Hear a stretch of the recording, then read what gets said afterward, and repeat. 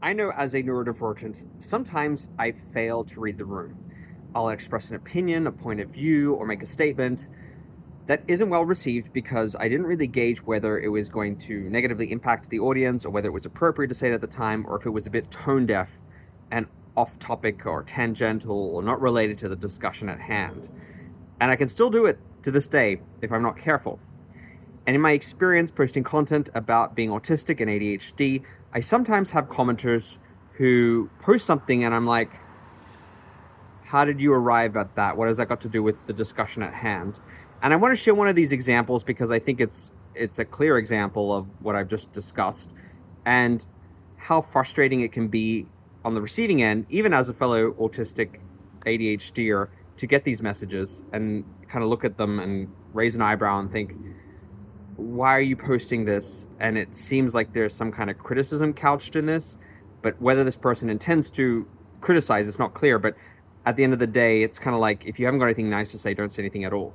So this comment was in regards to a video I posted in which I discussed, provided an analogy about, all of us having an inner Goldilocks where we struggle to find our just right. So just like the fable where she's trying, different porridges, different chairs, and none of them are just right. She can't find the right thing. And this was, to me, a very simple analogy. I was not talking about the history or how that story has since been received or reconceptualized.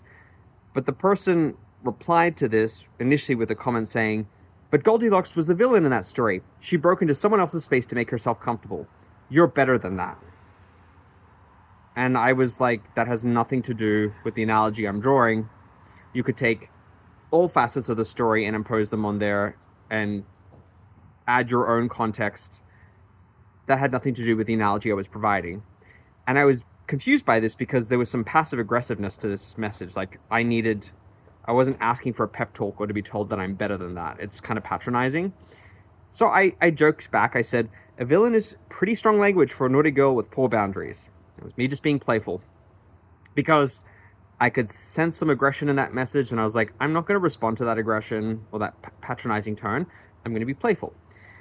And what I got is very clearly written by ChatGPT, and there's nothing wrong with that because I love using ChatGPT, but there's clearly some blind spots in this where the confirmation bias of this platform has clearly figured into this person's worldview and how they're presenting it.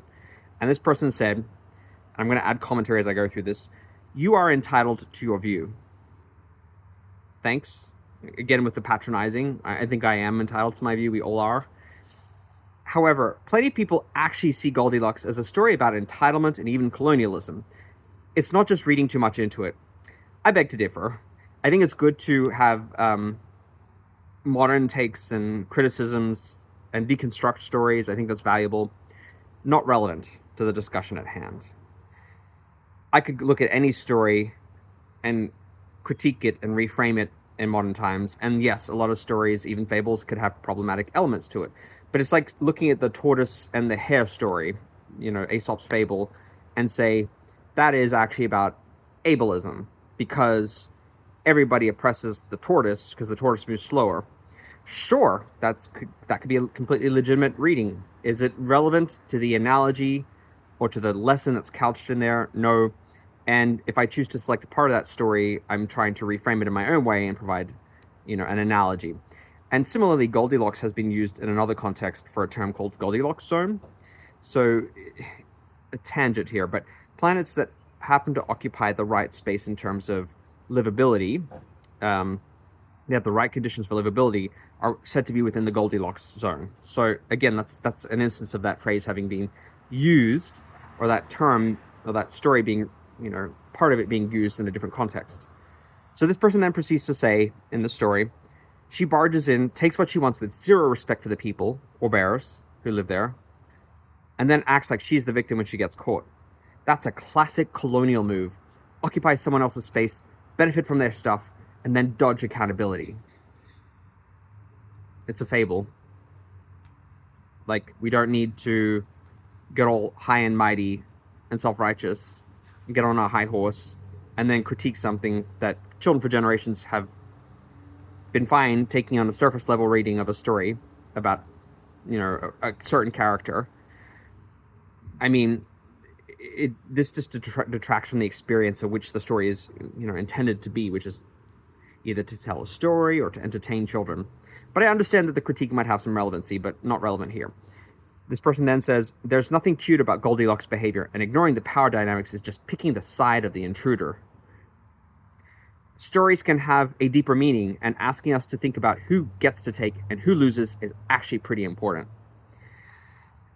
I use ChatGPT a lot, so yes, definitely reads like a ChatGPT story. This person has asked ChatGPT to add a very persuasive argument in favor of the inappropriateness of this analogy or inappropriateness of the story, the problematic nature, and we can problematize anything to the cows come home. I think there's value sometimes in that. Again, this seems to be very tone deaf. And as an autistic person, I know that I can get on my own high horse. I can see the righteousness of speaking to a social justice issue, calling out ableism. I mean, like a lot of my videos, I drop that term and I discuss the implications for neurodivergence, so I'm on board with that.